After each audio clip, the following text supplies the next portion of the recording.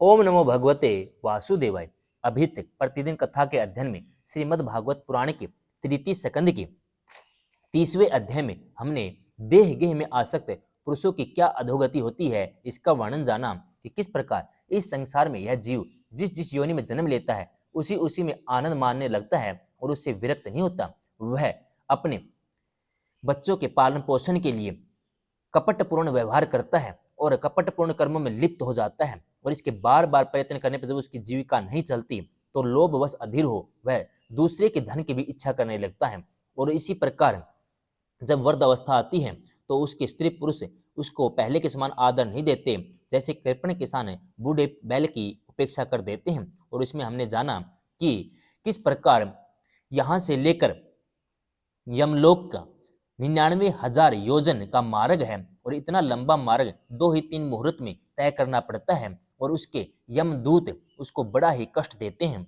आज हम जानेंगे 31वां अध्याय मनुष्य योनि को प्राप्त हुए जीव की गति का वर्णन। श्री भगवान कहते हैं, माताजी, जब जीव को मनुष्य शरीर में जन्म लेना होता है तो वह भगवान की प्रेरणा से अपने पूर्व कर्म अनुसार देह प्राप्ति के लिए पुरुष के वीर्यकरण के द्वारा स्त्री के उदर में प्रवेश करता है।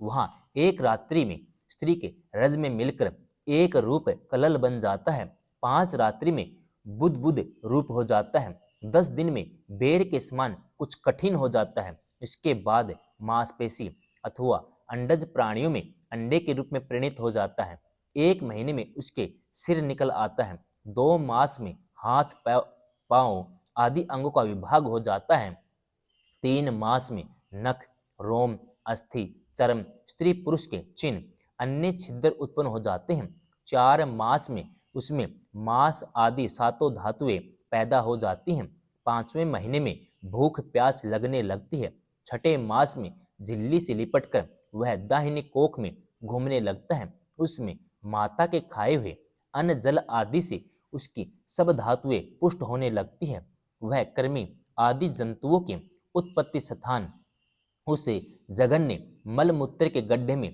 पड़ा रहता है। वह सुकुमार तो होता ही है, इसलिए जब वहां के भूखे कीड़े उसके अंग प्रत्यंग नोचते हैं तब अत्यंत क्लेश के कारण वह क्षण क्षण में अचेत हो जाता है। माता के खाए हुए कड़वे तीखे गर्म नमकीन रूखे खट्टे आदि उग्र पदार्थों का स्पर्श होने से उसके सारे शरीर में पीड़ा होने लगती है। वह जीव माता के गर्भाशय में झिल्ली से लिपटा आंतों से घिरा रहता है, उसका सिर पेट की ओर और पीठ और गर्दन कुंडलाकार कार मुड़े रहते हैं। वह पिंजड़े में बंद पक्षी के समान पराधीन एवं अंगों के हिलाने डुलाने में असमर्थ रहता है। इसी समय अदृष्ट की प्रेरणा से उसे स्मरण शक्ति प्राप्त होती है, तब अपने सैकड़ों जन्मों के कर्म याद आ जाते हैं, वह बेचैन हो जाता है, उसका दम घुटने लगता है। ऐसी अवस्था में उसे क्या शांति मिल सकती है। 7वां महीना आरंभ होने पर उसमें ज्ञान शक्ति का उन्मेष हो जाता है, परंतु प्रसूति वायु से चलायमान रहने के कारण वह उसी उदर में उत्पन्न हुए विष्ठा के कीड़ों के समान एक स्थान पर नहीं रह सकता।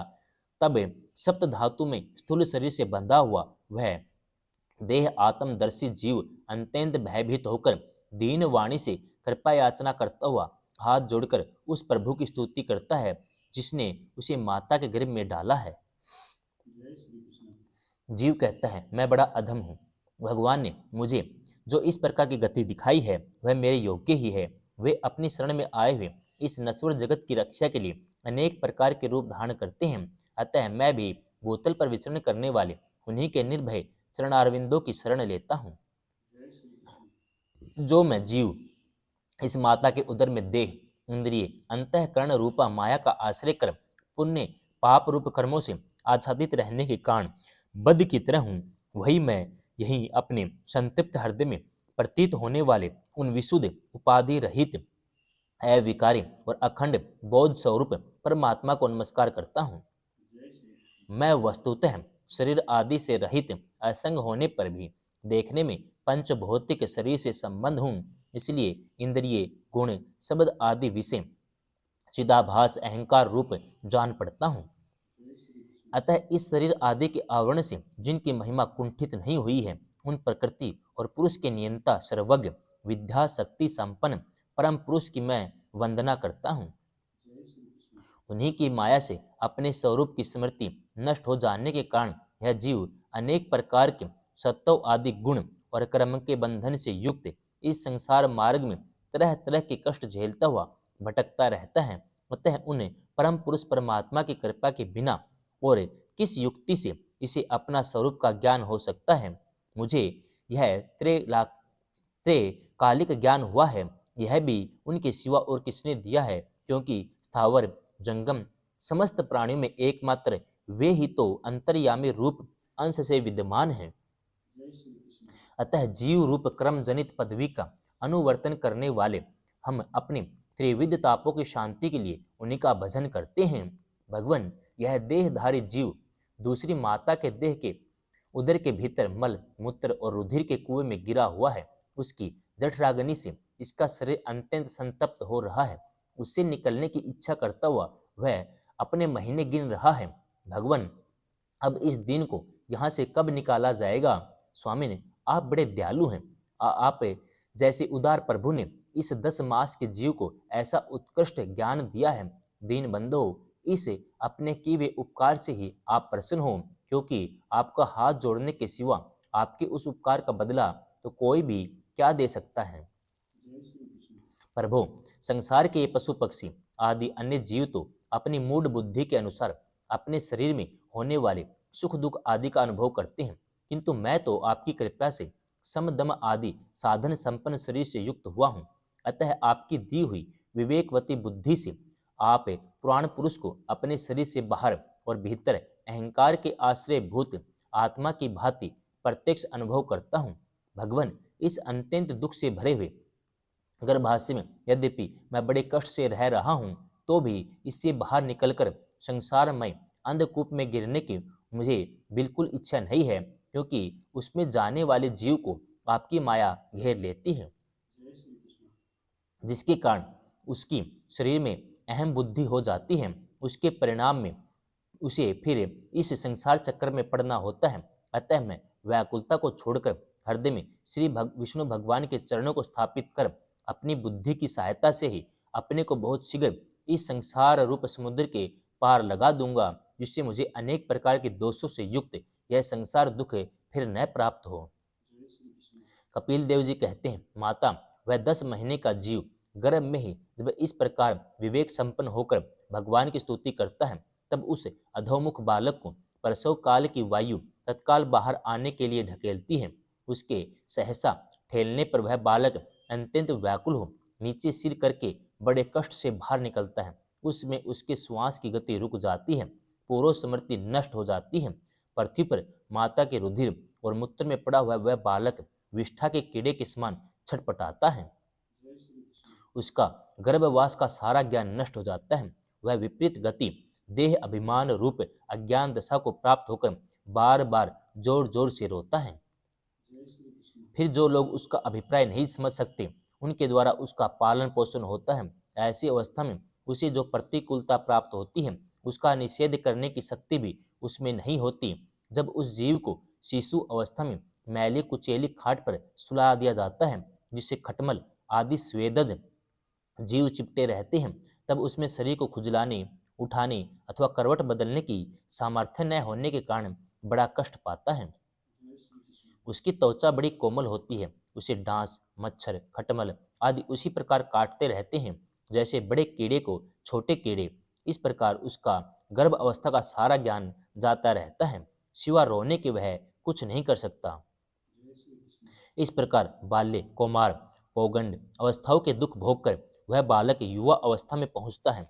इसमें उसे यदि कोई इच्छित भोग प्राप्त नहीं होता, तो अज्ञानवश उसका क्रोध उद्दीप्त हो जाता है, वह शोकाकुल हो जाता है। देह के साथ ही साथ अभिमान और क्रोध बढ़ जाने के कारण वह काम परवश जीव अपना ही नाश करने के लिए दूसरे कामी पुरुषों के साथ वैर ठानता है। खोटी बुद्धि वाला वह अज्ञानी जीव पंचभूतों से रचे हुए इस देह में मिथ्या अभिनिवेश के कारण निरंतर मैं मेरेपन का अभिमान करने लगता है। जो शरीर इसे वर्ध अवस्था आदि अनेक प्रकार के कष्ट ही देता है, और अविद्या कर्म के सूत्र से बंधा रहने के कारण सदा इसके पीछे लगा रहता है। उसी के लिए यह तरह तरह के कर्म करता है जिनसे बन जाने के कारण इसे बार बार संसार चक्र में पड़ना होता है। सन्मार्ग के चलते हुए यदि इसका किन्हीं जीवा उपेस्थेंद्रिय के भोग में लगे हुए विषयी पुरुषों में समागम हो जाता है और यह उनमें आस्था करके उन्हीं का अनुगमन करने लगता है, तो पहले के समान ही फिर नार की योनि में पड़ता है, जिनके संग से इसके सत्य, सोच, बाहर भीतर की पवित्रता, दया, वाणी का संयम, बुद्धि, धन संपत्ति, लज्जा, यश, क्षमा, मन और इंद्रियों का संयम तथा ऐश्वर्य आदि सभी सद्गुण नष्ट हो जाते हैं। उन अत्यंत शोचनीय स्त्रियों के क्रीड़ा मृग, खिलौना, अशांत, मूड, देह आत्मदर्शी असत पुरुषों का संग कभी नहीं करना चाहिए, क्योंकि इस जीव को किसी और का संग करने से ऐसा मोह और बंधन नहीं होता जैसा क्षत्रिय और स्त्रियों के संगियों का संग करने से होता है। एक बार अपनी पुत्री सरस्वती को देखकर ब्रह्मा जी उसके रूप लावण्य से मोहित हो गए थे। उसके मृगी रूप होकर भागने पर उसके पीछे निर्जलता पूर्वक मृग रूप होकर दौड़ने लगे। उन ब्रह्मा जी ने मरीचि आदि प्रजापतियों की तथा मरीचि आदि ने कश्यप आदि ने देव मनुष्य आदि प्राणियों की सृष्टि की। अतः इनमें एक ऋषि परवर नारायण को छोड़कर ऐसा कौन पुरुष हो सकता है जिसकी बुद्धि स्त्री रूपिणी माया से मोहित न हो। अहो, मेरी इस स्त्री रूपिणी माया का बल तो देखो, जो अपने भ्रुकुटी विलास मात्र से बड़े बड़े दिग्विजयी वीरों को पैरों से कुचल देती है। जो पुरुष योग के परम पद पर आरूढ़ होना चाहते हैं, जिसे मेरी सेवा के प्रभाव से आत्मा अनात्मा का विवेक हो गया है, वह स्त्रियों का संग कभी न करें, क्योंकि उन्हें ऐसे पुरुष के लिए नरक का खुला द्वार बताया गया है। भगवान की रची हुई यह जो स्त्री रूपिणी माया धीरे धीरे सेवा आदि के मिस से पास आती है, इसे तिनकों से ढके हुए कुएं के समान अपनी मृत्यु ही समझें। स्त्री में आसक्त रहने के कारण अंत समय में स्त्री का ही ध्यान रहने से जीव को स्त्री योनि प्राप्त होती है। इस प्रकार स्त्री योनि को प्राप्त हुआ जीव पुरुष रूप में प्रतीति होने वाली मेरी माया को ही धन, पुत्र, ग्रह आदि देने वाला अपना पति मानता रहता है। सो जिस प्रकार व्याधे का गाना कानों को प्रिय लगने पर भी बेचारे भोले भाले पशु पक्षियों को फंसाकर उनके नाश का कारण होता है, उसी प्रकार उन पुत्र, पति, ग्रह आदि को विधाता की निश्चित की हुई अपनी मृत्यु ही जाने। देवी, जीव के उपाधि भूत लिंग देह के द्वारा पुरुष एक लोक से दूसरे लोक में जाता है, अपने प्रारब्ध कर्मों को भोगता हुआ निरंतर अन्य देहों की प्राप्ति के लिए दूसरे कर्म करता रहता है। जीव का उपाधि रूप लिंग शरीर तो मोक्ष पर्यंत उनके साथ रहता है, तथा भूत, इंद्रिय और मन का कार्य रूप स्थूल शरीर इसका भोग अधिष्ठान है। इन दोनों का परस्पर संगठित होकर कार्य न करना ही प्राणी की मृत्यु है। दोनों का साथ साथ प्रकट होना जन्म कहलाता है। पदार्थों की उपलब्धि के स्थान रूप इस स्थूल शरीर में जब उनको ग्रहण करने की योग्यता नहीं रहती, यह उसका मरण है। यह स्थूल शरीर ही मैं हूँ, इस अभिमान के साथ उसे देखना उसका जन्म है। नेत्रों में जब किसी दोष के कारण रूप आदि को देखने की योग्यता नहीं रहती, तभी उनमें रहने वाली चक्षु इंद्रिय भी रूप देखने में असमर्थ हो जाती हैं। और जब नेत्र और उनमें रहने वाली इंद्रिय दोनों ही रूप देखने में असमर्थ हो जाते हैं, तभी इन दोनों के साक्षी जीव में भी वह योग्यता नहीं रहती।